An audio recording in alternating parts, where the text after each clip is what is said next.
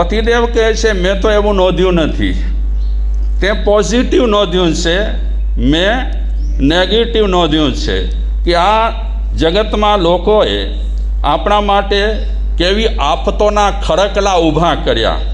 જિંદગી જીવતા જીવતા આપણી જિંદગીને ઝેર કરી નાખનાર કેટલા માણસો આપણને ભેટ્યા, એ બધાની અત્યારે હું આ કિતાબમાં નોટમાં નોંધ લખું છું. બદમાશોની, નિમક હરામ લોકોની યાદી તૈયાર કરું છું. ભાગ્યશાળીઓ, આ બે વાત છે. પત્નીની પણ એક દ્રષ્ટિ છે અને પતિની પણ એક દ્રષ્ટિ રહેલી છે. બંનેની દ્રષ્ટિમાં અને બંનેના વિચારોમાં બહુ જ ફરક રહેલો છે. એક વ્યક્તિ સારું વિચારે છે, એક વ્યક્તિ ખરાબ વિચારે છે. જિંદગીમાં જાત જાતના ખાટા મીઠા અનુભવોની જિંદગી, જગતના નાના મોટા ખાટા મીઠા અનુભવોની સંગ્રહ પેટી છે. આપણને આ જગતમાં આટલા વર્ષ કાઢતા આટલા વર્ષ જીવતા કેશવજીભાઈ પૈસા પડી જાય છે હાથમાંથી.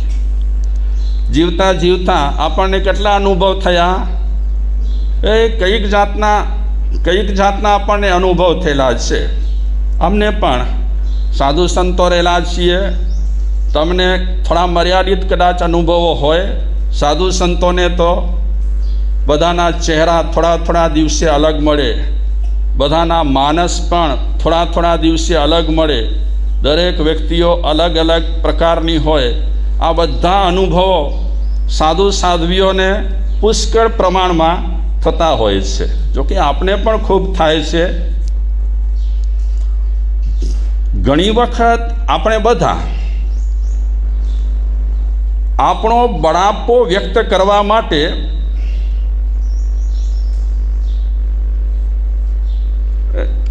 લોકો સામે એવી રજૂઆત કરતા રહેતા હોઈએ છીએ કે મારા દિલમાં જેટલું છે હું ઠલવી નાખું.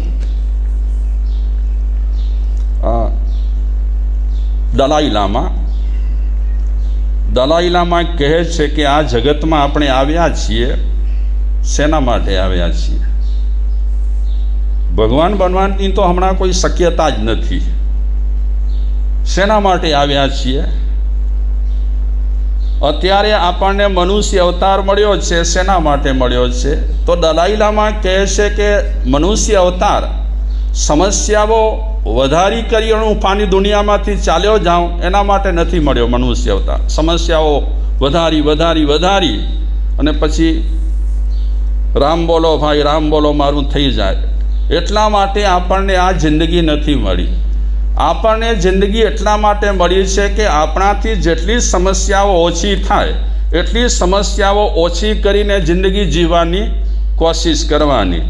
કદાચ આપણે ઓછી ન કરીએ તો સમસ્યા વધારવા માટે તો આ જિંદગી આપણને નથી જ મળી. તો આ બંને ભાઈઓ, આ બંને પતિ પત્ની, એ બંનેના વિચારોમાં થોડો ભેદ રહેલો છે. પતિ પણ સાચો હોઈ શકે છે, પત્ની પણ સાચી છે, પણ આ જગતમાં અગર આપણે નેગેટિવિટી ધરાવતા હોઈએ, પોઝિટિવિટી ધરાવતા હોઈએ, તો આટલા વર્ષ આપણે કાઢ્યા જિંદગીના ઘણા બધાના મબલખ ઉપકારો આપણા પર રહેલા છે. સૌથી પહેલાં આપણા પર ઉપકાર કોનો છે? સૌથી પહેલાં આપણા પર ઉપકાર રહેલો છે પ્રકૃતિનો. કેટલો ઉપકાર રહેલો છે આપણા પર પ્રકૃતિનો? જો કેટલી સરસ મજાની પ્રકૃતિ છે. અમુક દિવસોમાં ગરમી થાય, અમુક દિવસોમાં ઠંડી પડે, અમુક દિવસોમાં વરસાદ થાય. આ પ્રકૃતિનો સાથ સહકાર આપણને બહુ મળી રહ્યો છે. અગર પ્રકૃતિનો સાથ સહકાર આપણને ન મળે તો આપણે સરસ રીતે જિંદગી ન જીવી શકીએ. અને એની સાથે સાથે આપણને સાથ સહકાર મળ્યો છે પ્રાણીઓનો, જીવોનો, માણસોનો. આ બધાનો સમાવેશ થાય છે. ન જાણે આપણા પર કેટલા વ્યક્તિઓના ઉપકાર રહેલા છે, કેટલા જંતુઓ જીવોના ઉપકાર રહેલા છે. આ બધાના ઉપકારોનું સમસ્મરણ કરવું, મતલબ કે એને યાદ કરવા એટલે ભગવાનની નજીક પહોંચવાનો પ્રયત્ન. કેટલી સરસ વાત કરે છે વિચારક કે આપણે જ્યારે સાચા દિલથી આપણા ઉપકારીઓને યાદ કરીએ, એની નોંધ લઈએ, ક્યારે ભૂલીએ નહીં. એ વસ્તુ આપણને ભગવાનની નજીકમાં પહોંચવા માટેનો એક પ્રયત્ન રહેલો છે. નહીં તો ઘણા લોકો કહે કે ગરજવીને અમુક મદદ કે એનમે કોર ગાલે. ઘણા લોકો છે એવા હોય કૃતજ્ઞ કે બિલકુલ યાદ ન કરે, ભૂલી જાય. ભૂલી તો ભલે જાય પણ એની આલોચના પણ કરે કે હવે એને ઘડીએ ઘડીએ શું કામ યાદ કરાવવું જોઈએ કે મેં આ કર્યું ને તે કર્યું ને આ ટેકો આપ્યો ને. ભગવાન કુદરત કોઈનું ઋણ સાથે નથી રાખતી. ભગવાન અને કુદરત એ ક્યારે પણ ઋણ સાથે રાખતી નથી. કઈ રીતે? અગર આપણને શ્રદ્ધા રહેલી હોય તો ભગવાન છે એ ઋણ ચૂકવે છે. અત્યારે માની લો કે આપણે બહુ ધર્મ ધ્યાન કરી રહ્યા છીએ તો એ ધર્મ ધ્યાન આપણા નિષ્ફળ નથી જતા. ભગવાન એની નોંધ લે છે અને આપણા ધર્મ ધ્યાન પ્રમાણે જે મનથી આપણે ધર્મ ધ્યાન કરતા હોઈએ તે રીતે આપણને પરમાત્મા એના ફળ પણ, એના લાભ પણ આપણને આપે છે. એટલે હંમેશા કુદરત અને ભગવાન સત્કાર્યોની વળતર આપે છે. હાજરા હજુર છે ને, કુદરત તો હાજરા હજુર છે. ભગવાન હોય કે ન હોય, જે ઈશ્વરમાં માને છે એ માને છે કે ઈશ્વર છે, ભગવાન છે, વળતર આપે છે. આપણે ભગવાનમાં નથી માનતા, આપણે કુદરતમાં અને કર્મમાં માનીએ છીએ. એટલે આપણે કહી શકીએ કે કુદરત આપણે જો જે રીતે કરતા હોઈએ, સારું કરતા હોઈએ તો તે રીતે વળતર આપે છે, અને નરસું કરતા હોઈએ તો તે રીતે વળતર આપે છે. આ બે ને બે ચાર જેવી સીધી વાત રહેલી છે. એક વિચારક એમ કહે છે કે ભગવાન માત્ર પૂજવાનો વિષય નથી. કોઈક વિચારક કહે છે કે ભગવાન એ પૂજવાનો વિષય નથી. ભગવાનને હવે કાંઈ ફાયદા થવાના નથી, અને પૂજીએ કે ન પૂજીએ એને કાંઈ છે જ નહીં. પણ આપણે ભગવાનને શા માટે પૂજી રહેલા છીએ? ભગવાન એ પૂજવાનો વિષય નથી, પણ ભાગવત સ્વરૂપ પ્રગટ કરવાની એક સાધના રહેલી છે કે આપણામાં એમના જેવો સ્વરૂપ શું થાય? પ્રગટ થાય. એટલા માટે આપણે ભગવાનને માનીએ છીએ, પૂજીએ છીએ. આપણે પહેલી વાત કરીએ કે પત્નીએ નોટમાં શું લખ્યું? બધું આના ફલાણાના ઢીકડાના મારા પર ઉપકાર છે એવું બધું લખ્યું છે. તો એ વાતને આપણે યાદ કરી અને કબીરનો એક દુહો છે, સાખી છે, એને યાદ કરીએ. બુરા જો દેખન મેં ચલા, બુરા ન મિલિયા કોઈ, જો દિલ ખોજા આપકા, મુझसे बुरा न કોઈ.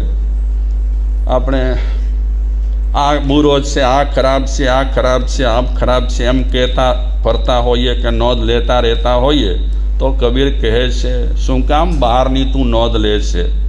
તું તારી જ નોંધ લેને. સૌથી બુરા આપણે છીએ. અને આ જ વાત શ્રીમદ રાજચંદ્રજી પણ કહે છે કે અધમાં અધમ પતિત સકલ જગતમાં હું. ખરાબમાં ખરાબ હોઉં તો બીજા નથી, ખરાબમાં ખરાબ હોઉં તો હું પોતે અધમમાં અધમ રહેલો જ છું. તો પેલી પત્નીની વાત સાથે આ વાત પણ ભળી રહી છે. ભાગ્યશાળીઓ એક દ્રષ્ટાંત રહેલો છે, આપ સૌ જાણો છો એટલે પિષ્ટ પેષણ નહીં કરું. પ્રચલિત દ્રષ્ટાંત રહેલો છે કે દુર્યોધન અને યુધિષ્ઠિરનું માનસ જાણવા માટે શ્રી કૃષ્ણે દુર્યોધન અને યુધિષ્ઠિરને કીધું, યુધિષ્ઠિરને આદેશ આપ્યો કે ગામમાં જેટલા ખરાબ માણસો રહેલા હોય એની નોંધ લઈ આવો. ખબર છે તમને બધાને. અને દુર્યોધનને આદેશ આપ્યો, ખુશાલભાઈ શેનો? કેશવજીભાઈ શેનો? કોઈનો નહીં? શેનો આદેશ આપ્યો?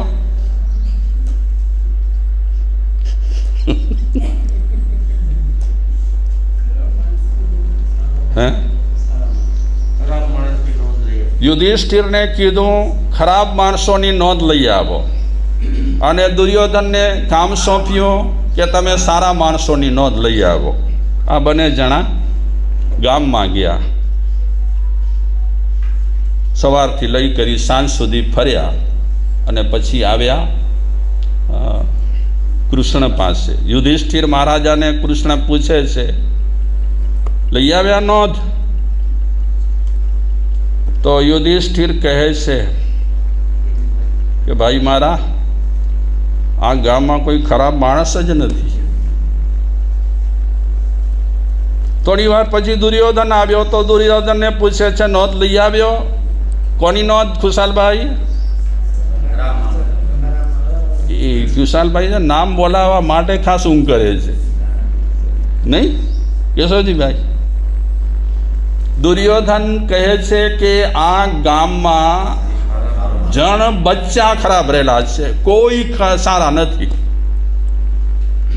આ બંનેની દ્રષ્ટિ છે. જે રીતે આ પતિ પત્ની, પત્નીએ સારી નોંધ લીધી, સારા લોકોની નોંધ લીધી, સારા જીવોની નોંધ લીધી, જ્યારે પતિએ ખરાબ લોકોની નોંધ લીધી.